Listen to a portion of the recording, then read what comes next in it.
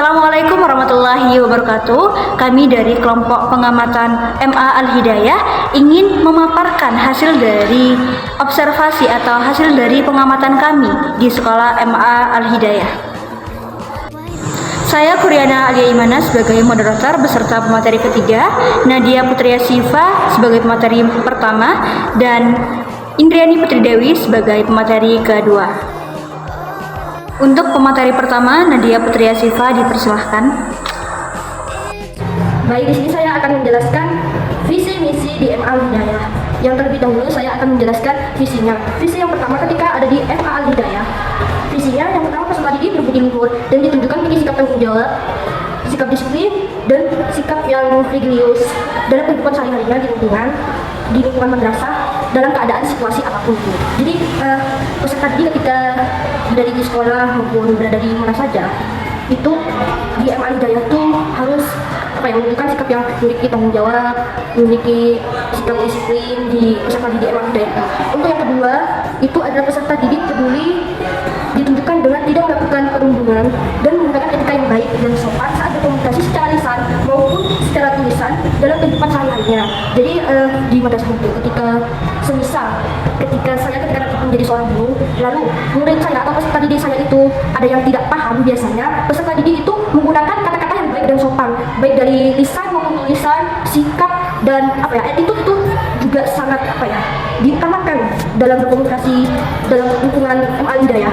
Jadi itu yang selanjutnya, yang ketiga, peserta didik berprestasi ditunjukkan dengan bisa saling bekerja sama, menggunakan kemampuan berpikir dalam memecahkan masalah, terus mengungkapkan ide yang menjadi pelajar sepanjang hayat. Jadi peserta didik itu mampu bisa diajak saling bekerja sama dan bisa diajak saling bertukar kemampuan, baik dari kemampuan dari ini dengan si ini, terus bisa menemukan ide-ide yang baru gitu dari yang lain. Untuk selanjutnya saya akan memaparkan misi di MA Al-Hidayah. Yang pertama, menciptakan suasana yang bebas dari perhubungan dan beretika dalam berkomunikasi. Jadi tetap saja kita akan kembali lagi ke visinya itu, bahwasanya MA Al-Hidayah itu mengutamakan sikap atau attitude dalam segi apapun itu, dalam baik berkomunikasi, baik dalam pembelajaran juga. Ini apa-apa tuh menurut saya Al-Hidayah itu mengutamakan etika dan attitude-nya. Untuk yang selanjutnya, yang kedua, melaksanakan kepedulian sosial dan menjaga serta melestarikan lingkungan hidup. Ini sangat penting yang harus kalian ketahui. Kenapa MA Al-Hidayah itu terkenalnya? Karena saat terkenalnya itu di kepedulian sosialnya. Yang maksud kepedulian sosial itu kayak peduli terhadap sesama, peduli terhadap masyarakat, peduli terhadap dalam lingkungan itu kayak kekeluargaan. Untuk peduli dalam lingkungan itu kayak melestarikan, contohnya ketika ada sampah ya dipungut, seperti itu ya. Kita tuh di MA Al-Hidayah itu sangat-sangat peduli tentang melestarikan lingkungan hidupnya. Untuk yang ketiga itu membentuk kegiatan pembelajaran dan bimbingan aktif. Yang dimaksud itu tuh ketika MA Al-Hidayah itu ketika membentuk pembelajaran atau bimbingan yang aktif itu mereka bisa diajak membentuk dengan baik, bisa diajak kerjasamanya untuk ketika pembelajaran. Untuk yang keempat, melaksanakan manajemen efektif dan administrasi. Ini saya akan menjelaskan misi yang ada di MA Al-Hidayah. Yang pertama, menciptakan suasana bebas tanpa perundungan dan beretika atau berattitude dalam berkomunikasi. Jadi di sana tetap pergaulan itu bebas, cuman di sana itu juga harus diseimbangi dengan etika atau attitude dalam saat berkomunikasi. Jadi mereka tetap suasana bebas, cuman diselingi mereka harus beretika atau berattitude dengan sopan santun saat berkomunikasi. Yang kedua, melaksanakan kepedulian sosial dan menjaga serta melestarikan lingkungan hidup.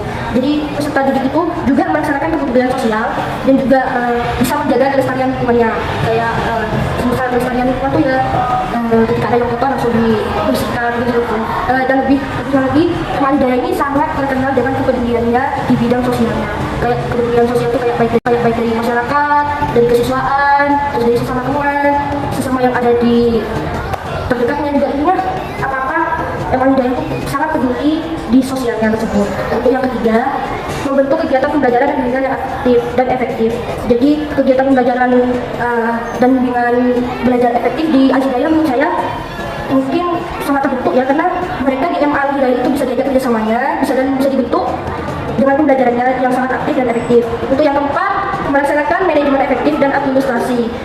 Untuk yang kelima itu ada mengadakan kesiswaan atau mengadakan kegiatan kesiswaan yang efektif. Jadi ketika MA Hidayah di sela-sela waktu kosong, mereka mengadakan kegiatan yang bisa yang bisa menuntut MA Hidayah itu bisa bermanfaat, bisa dibagikan kepada semua orang atau dibagikan kepada sesama masyarakatnya, sehingga mereka melakukan kegiatannya kesiswaan itu dengan cara yang efektif.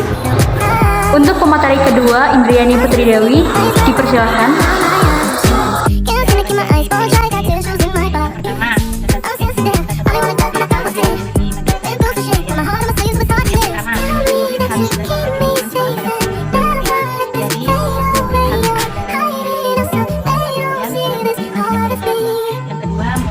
Keluar kelas ketika berlangsungnya pelajaran tanpa seizin guru.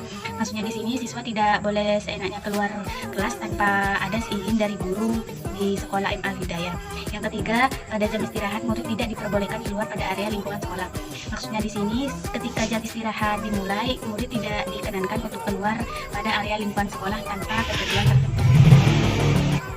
Lanjut, di sini yang kedua tata cara perizinan. Yang pertama, murid diberi izin apabila ada surat keterangan dari dokter.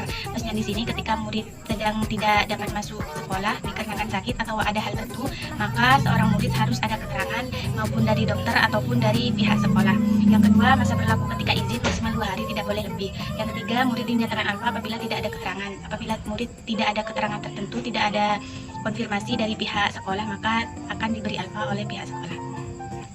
Lanjut, di sini saya juga akan menjelaskan struktur organisasi sekolah di MA Al-Hidayah. Yang pertama, ketua yayasannya Dr. Renjis Haji Salimah Hadi, yaitu bertugas untuk mengelola kekayaan yayasan sesuai dengan kepentingan dan tujuan yayasan, dan semua kegiatan harus dilaksanakan secara transparan. Maksudnya di sini tugas dari Dr. Renjis Haji Salimah Hadi ini ditugaskan untuk mengelola kekayaan yayasan, yaitu seperti ruang kas, seperti kegiatan-kegiatan ketika ada pembayaran di sekolah MA Al-Hidayah.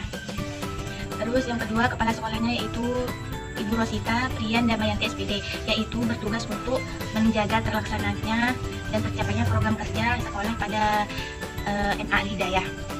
Yang ketiga, kepala komitmen yaitu Kiai Haji Abdul Razak Hadi Sarjana Hukum, yaitu bertugas untuk menyusun AD atau ART komite sekolah yang ada di sekolah MA Al-Hidayah. Yang keempat, ketua TU atau UTM Risdianto SPD, yaitu bertugas untuk mengurus kebutuhan fasilitas serta usaha sekolah. Yang fasilitas yang ada di sekolah itu apa saja yang mengurus, yaitu Bapak Risdianto SPD. Yang kelima, bendahara yaitu Ibu Istiana Farida SPD. Ibu Rosiana SPD ini bertugas untuk membuat laporan secara periode, baik laporan bulanan akhir pada jenjang sekolah MA Hidayah. Yang keenam, wakaf kurikulum. Bapak Iwan Irianto SPD bertugas untuk menyusun SK pembagian tugas mengajar guru dan tugas tambahan lainnya. Yang ketujuh, bimbingan konseling yaitu guru profesional, bertugas untuk yang pertama tempat mencurahkan keluh kesah ketika seorang siswa ada masalah. Yang kedelapan, wakaf kesiswaan. Bapak Jailani SPD yaitu bertugas untuk menyusun program pembinaan kesiswaan yang ada di sekolah MA Hidayah. Yang kesembilan, pembinaan OSIS yaitu Ibu Ria Rosiana T SPD. Yang ke-10, kepala perpustakaan yaitu Ibu Siti Suliha MPD. Terima kasih. Untuk poin prestasi yang diraih selama 5 tahun terakhir akan disampaikan oleh saya sendiri. Jadi prestasi-prestasi yang diraih oleh MA Al-Hidayah meliputi juara 2 kaligrafi tingkat umum, juara 2 MTQ Putri, juara 1 tahfidz Al-Quran, dan juara 1 KSM tingkat kabupaten. Yang selanjutnya yakni jam aktif sekolah. Jadi di sekolah MA Al-Hidayah ini dari hari Senin sampai hari Sabtu jam masuknya pasti sama, yakni jam 6 pagi lewat 45 menit. Untuk jam pulangnya, hari Senin pulang jam setengah 2 siang. Untuk hari Selasa sampai hari Kamis pulang jam 2 kurang seperempat. Untuk hari Jumat pulang jam setengah 11. Dan untuk hari Sabtu pulang jam 11 lewat 5 menit. Poin yang selanjutnya yakni seragam yang digunakan.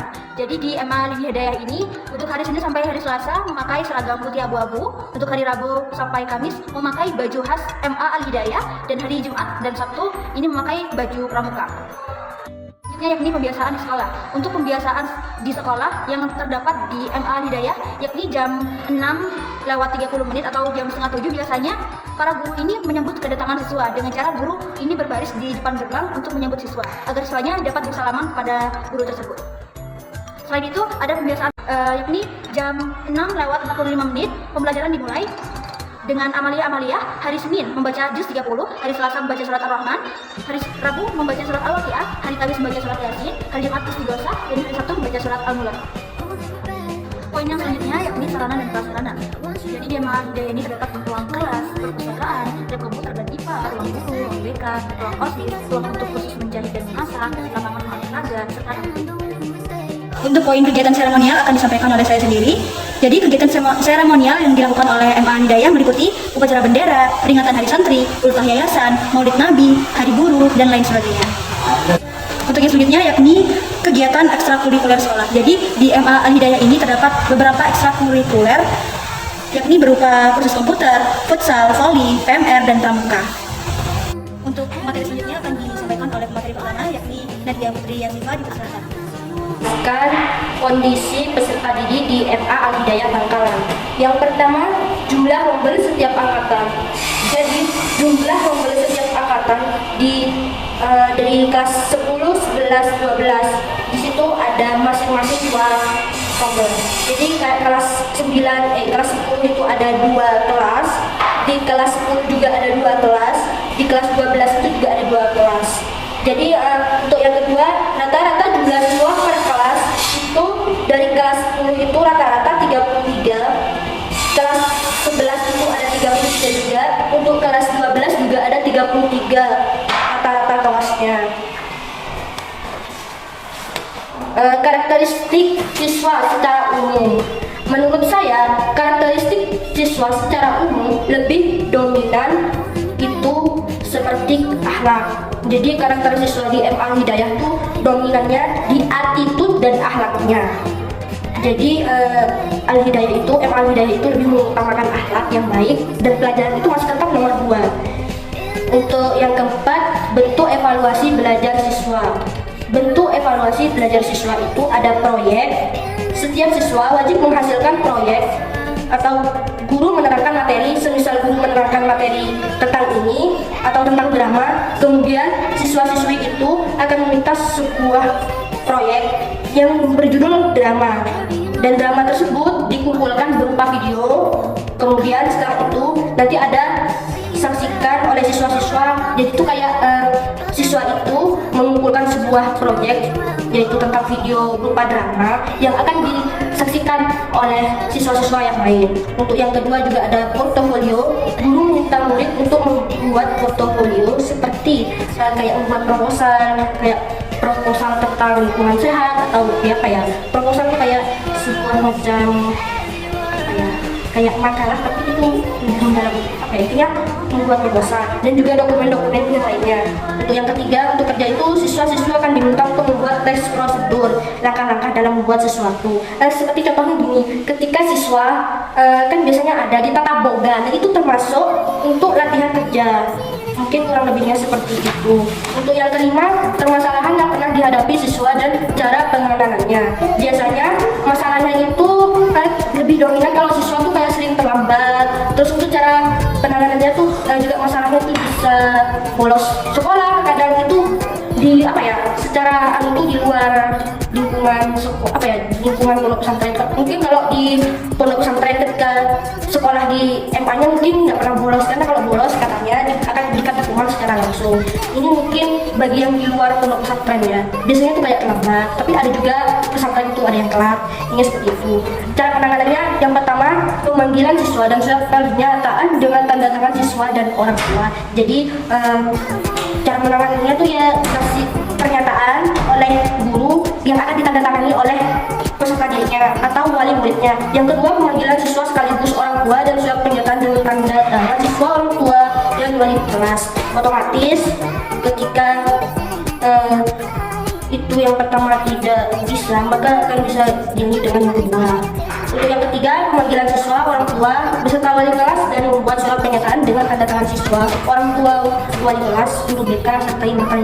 Jadi ketika dari kedua contoh itu gak ada yang berhasil dari pertama dan kedua, itu bisa melakukan cara penanganan yang terakhir, itu pemanggilan siswa, orang tua, wali kelas, beserta bimbingan konseling kayak BK gitu. Jadi kalau sudah tidak mempan dengan cara penanganan yang pertama dan kedua, itu adalah langkah terakhir.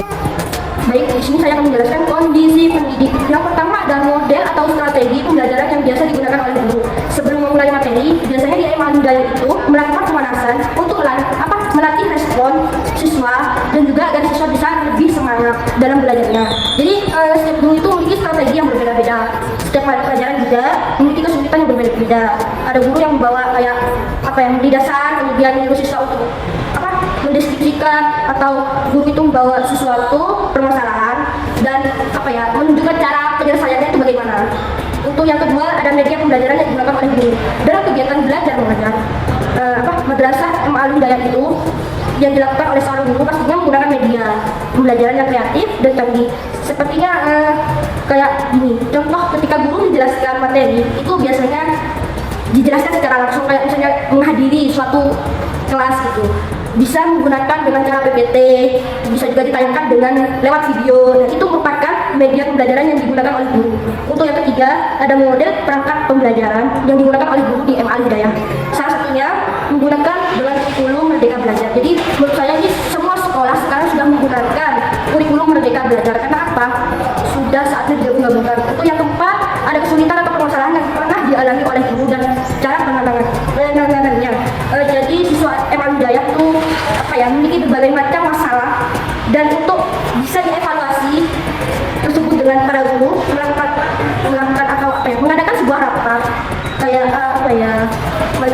berdiskusi bagaimana cara ketika masalah itu dan akan mendapatkan solusinya. Itu biasanya diadakan setiap 1 bulan 1 kali, minggu pada minggu keempat seperti itu.